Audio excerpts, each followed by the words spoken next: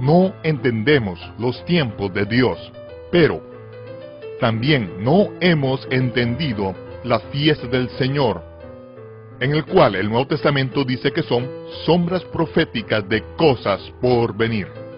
Las profecías en las fiestas del Señor, presentado por Michael Root. Shalom. Les habla Michael Root de los jardines arqueológicos del Ofel en el monte del templo, en el monte Moriah, en Jerusalén. Ese es el monte mismo en el que Zacarías, el antiguo Cohen, un sacerdote de Israel, entró en el lugar sagrado con el fin de quemar incienso en el día solemne de Shavuot o Pentecostés. A la derecha del altar del incienso apareció el ángel Gabriel y anunció que la anciana esposa de Zacarías tendría un hijo. Yohanan ben Zacarías, conocido como Juan el Bautista en Occidente, era un niño resultado de un milagro, que nacería a una mujer demasiado mayor para concebir. Yohanan fue el escogido por el Todopoderoso para preparar el camino del Mesías que había de venir. Su primo, Yahshua, que había nacido exactamente 6 meses después que él, fue el resultado de un gran milagro aún mucho mayor. Tanto Sara, la esposa de Abraham, como Elisheba, la madre de Yohanan, concibieron mucho después de que se les cerrase la matriz por avanzado de su edad, pero Miriam, la prima de Elisheba, concibió siendo virgen, pues la simiente de esta mujer no se contaminaría con el linaje humano. El Redentor sería literalmente el Hijo del Dios viviente. En este episodio seguiremos un ligero desvío por el desierto de Judea con el fin de seguir al profeta que anunció al mundo la venida del Mesías, la primera vez como el Cordero de Dios que quita el pecado del mundo. Únase a nosotros en el estudio de televisión de Lester Sumrall, donde esta presentación multimedia sobre las profecías en la fiesta del Señor fue grabado por el Club de la Profecía. Si han estado ustedes con nosotros desde el principio de esta serie de 26 partes, ya han completado ustedes Profecía Bíblica 101. Y ahora estamos investigando el futuro cumplimiento de la fiesta del otoño del Señor. Esta es Profecía Bíblica 201. Y ahora, veamos el episodio número 17 de la serie de 26 partes sobre las profecías de la fiesta del Señor. Preparad el camino del Señor. Las Escrituras dicen que se crió y que vivió en el desierto, alejado del pueblo. Y vemos además que el Señor mismo, como dice en el capítulo 23 de Mateo y también en Lucas, cuando está reprendiendo a los dirigentes religiosos, les dice: así recaerá sobre vosotros toda la sangre justa que se ha derramado sobre la tierra, desde la sangre de Abel el justo hasta la sangre de Zacarías, a quien matasteis entre el templo y el altar. ¿Quién es este Abel? Sabemos quién es Abel. ¿Quién es este Zacarías? Es literalmente el padre de Yohanan ben Zacarías, Juan el Bautista. Porque recuerda que era Zacarías el que debía servir en el templo, por lo que debía ir al templo, y los antiguos escritos judíos indican lo que le sucedió al padre de Juan. Y vemos el motivo por el que Juan se crió en el desierto, comiendo langosta y miel silvestre, viviendo de la tierra, aunque no era granjero, permaneciendo allí afuera hasta que Dios le dijo que debía de hablar. Y Juan permaneció en el desierto junto al Jordán y ni siquiera se acercó a donde se encontraba el gobierno romano, encargado de los asuntos y controlando todas las cosas. ¿Por qué? Porque cuando los astrónomos caldeos vinieron de Babilonia, trayendo consigo regalos de oro, incienso y mirra, Herodes les informó que hallarían al Mesías en Belén, porque eso fue lo que le habían dicho los escribas. Pero entonces los astrónomos caldeos fueron advertidos por el Señor y regresaron a Babilonia por otro camino. Herodes se puso furioso, de modo que quiso matar a todos los niños de unos 2 años de edad, según el tiempo que habían adquirido con diligencia de los sabios, en toda la tierra montañosa de Judea, en toda la nación de Israel. ¿Cuál es el primer candidato a ser el Mesías?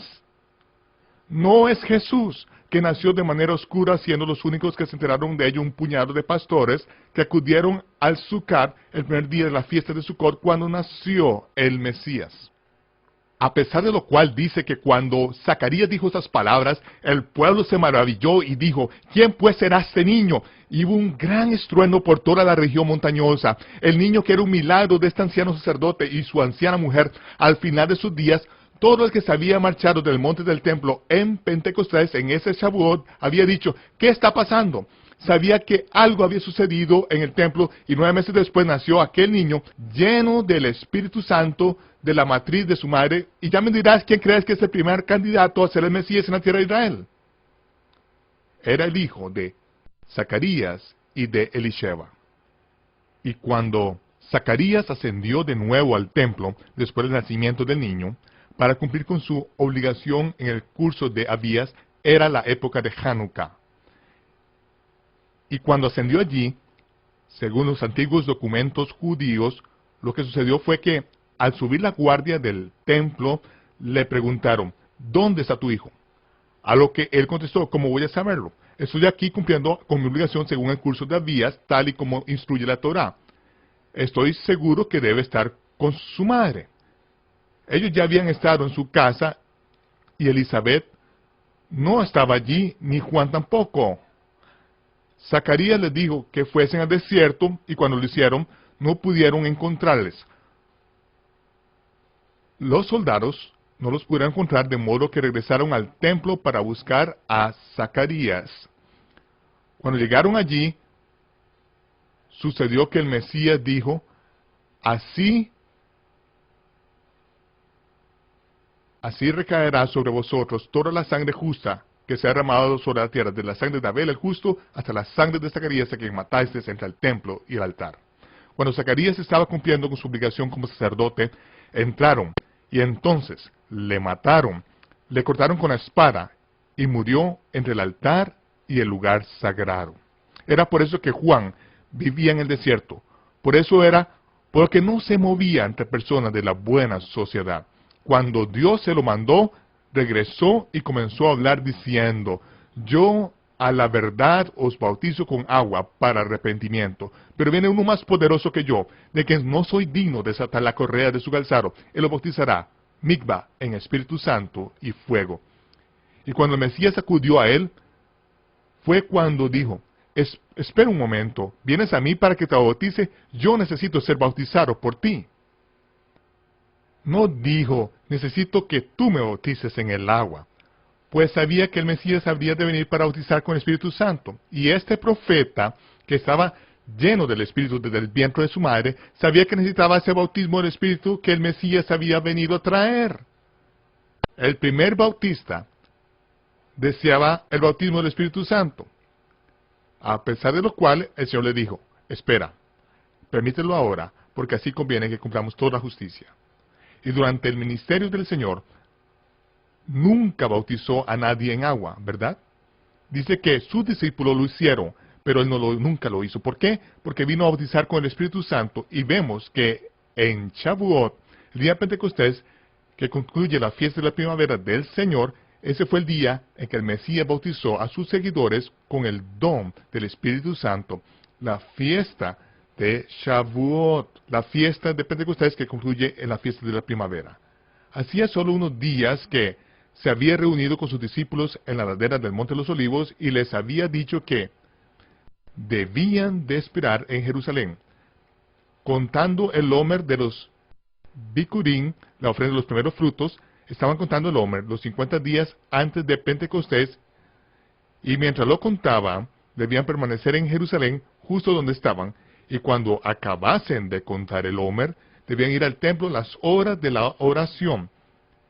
La casa de oración era donde se reunían todos los días. Fue durante este periodo de tiempo, durante esos 10 días que de hecho estuvieron en Jerusalén, dice que se alojaron en un aposento alto, que era donde dormían los hombres.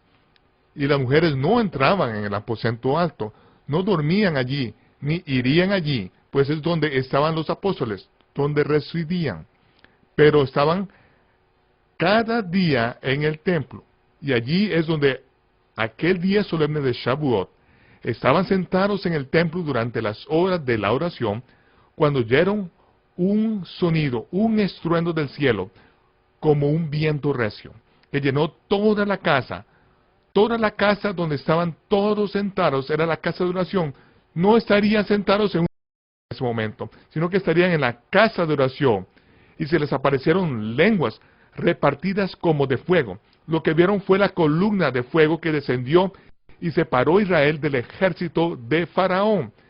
Vieron la columna de fuego que guió a Israel por el desierto, y vieron la columna descender y posarse sobre todos aquellos discípulos, y todos fueron llenos del Espíritu Santo y comenzaron a hablar en otras lenguas según el Espíritu les daba que hablasen.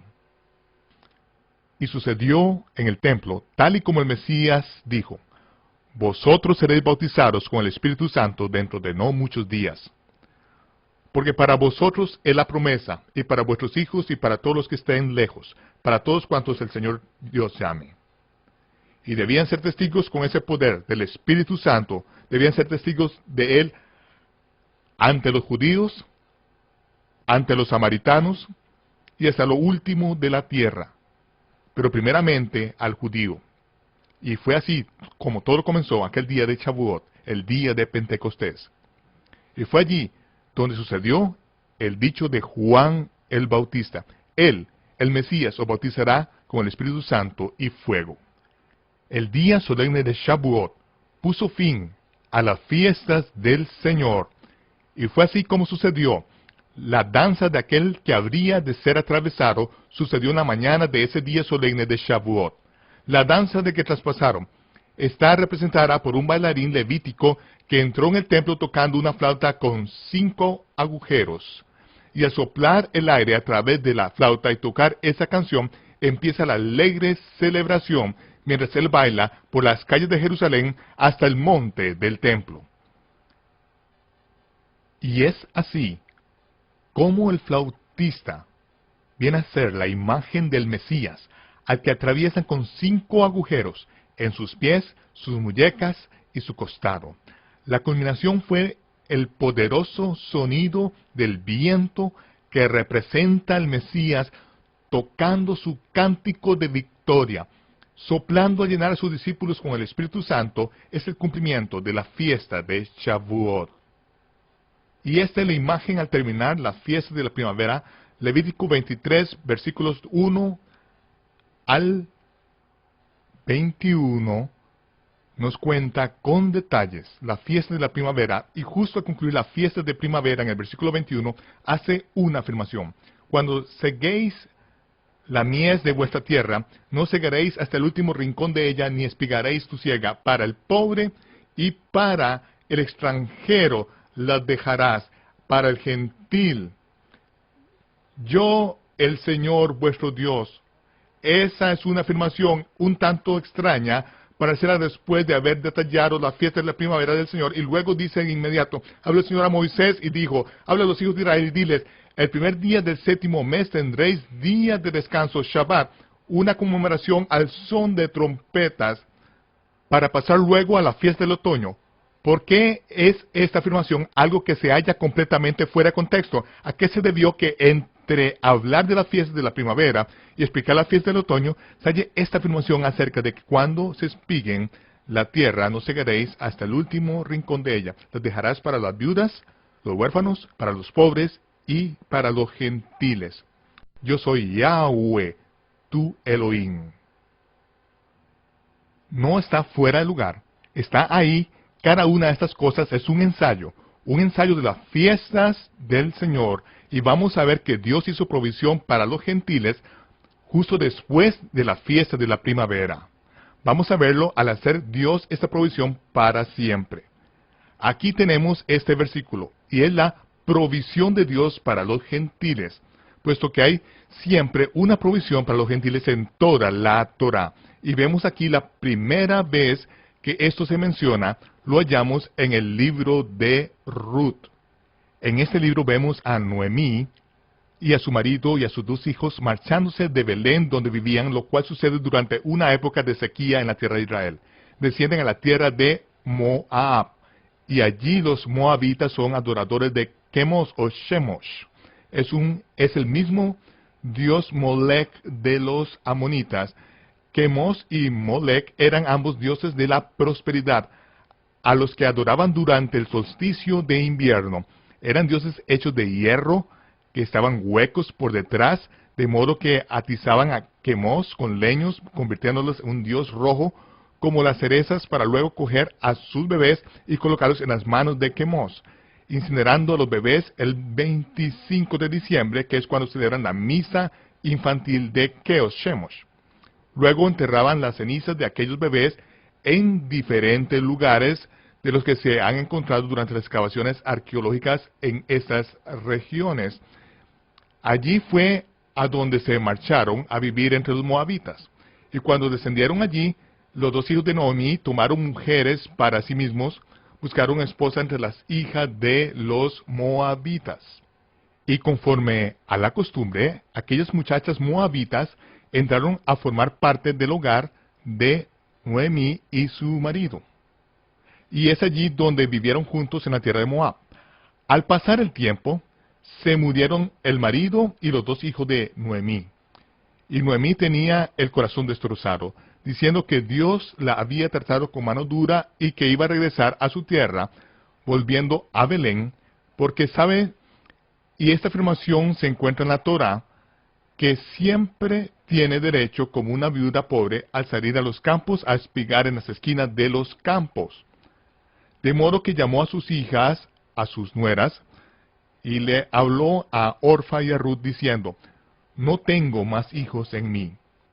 No tengo más y soy una anciana. Dios me ha tratado con amargura y me voy a ir a la tierra de Israel a regresar a vivir entre mi pueblo.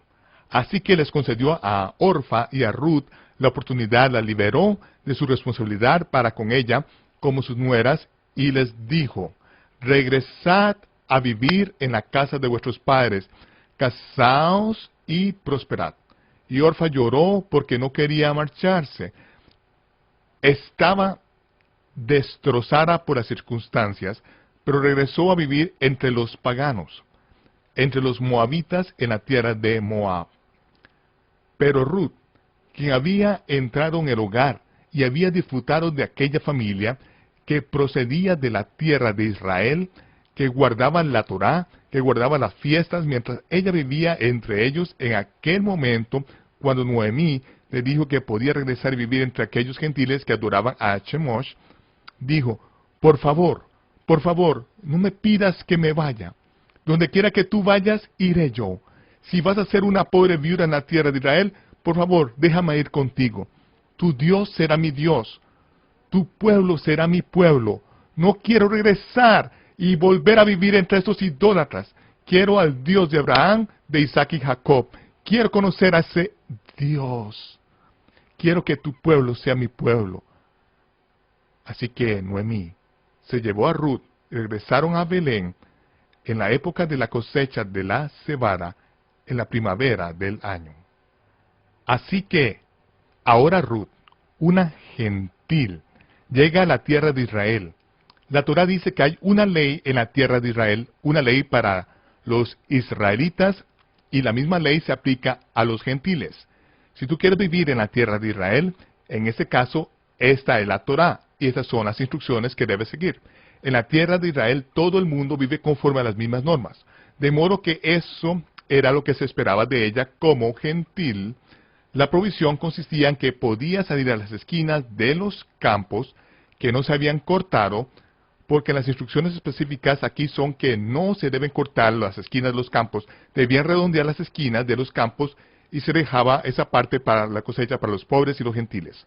De manera que por ser Ruth gentil, tenía la autoridad de la Torá para ir a los campos del que era el propietario Boaz, podía ir y espigar de las esquinas del terreno. Ruth acude a diario a los campos y Noemí, que es ya un anciano, se queda en la casa mientras Ruth hace el trabajo. Al hablar Ruth con las gentes, Boaz ve que aquella mujer gentil tenía la Torá escrita en su corazón. No era que estuviese obligada, sino que deseaba seguir las instrucciones de Dios. Ella dijo, quiero que tu pueblo sea mi pueblo y que tu Dios sea mi Dios. No se sentía satisfecha sencillamente con ir a las esquinas del campo y espigar, yendo tras los segadores y recogiendo las semillas individuales, metiéndolas en su delantal. Ella quería ser parte del pacto, por lo que Boaz vio a una mujer virtuosa entre los gentiles. De modo que llamó a sus segadores y les dijo: cuando os vayáis del campo, haced que Ruth se acerque y recoja todos esos montones de cebada, haciendo que extienda su delantal, y vosotros haréis que caigan todos esos montones sobre él. Dejadla que se lleve lo que ella quiera. Podrá dirigirse a donde vosotros estéis segando en medio de los campos. Ella podrá pisotear esa cebada, saliendo y cogiendo lo que quiera.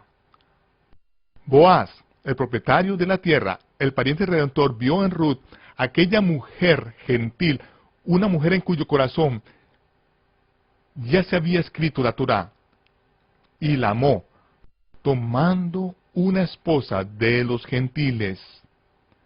El pariente redentor tomó una esposa de entre los gentiles, y esta Ruth podría haberse sentido satisfecha sencillamente con recoger las semillas alrededor de las esquinas del campo, cosa que la Torá la autoriza a hacer, pero su corazón deseaba participar y injertarse plenamente en Israel. Debido a ello, el pariente redentor se casó con esta mujer gentil, que se convirtió en la bisabuela del rey David, y que con el paso de los años se convirtió además en antepasada del Mesías mismo, según el linaje de María. Eso es lo que Dios ha colocado aquí como ensayo, para que nosotros podamos ver los evangelios. De nuevo también vemos que en los evangelios después de la fiesta de la primavera es cuando el Señor va hacia el norte, deja a Jerusalén para ascender hacia Galilea, y está a unos 36 kilómetros al norte de la ciudad de Jerusalén, yendo a la ciudad de Shechem, que se encuentra justo en la parte inferior del monte Gerizim. El monte Gerizim es Har Barak, la montaña de la bendición, sobre la cual los samaritanos habían construido un templo. Incluso hoy hay unos 600 samaritanos viviendo en la cima del monte Gerizim. Pero el Señor está junto al pozo de Jacob en las afueras de la ciudad, manda a sus discípulos a comprar provisiones, y cuando lo hace, sale una mujer de Samaria y comienza a sacar agua del pozo.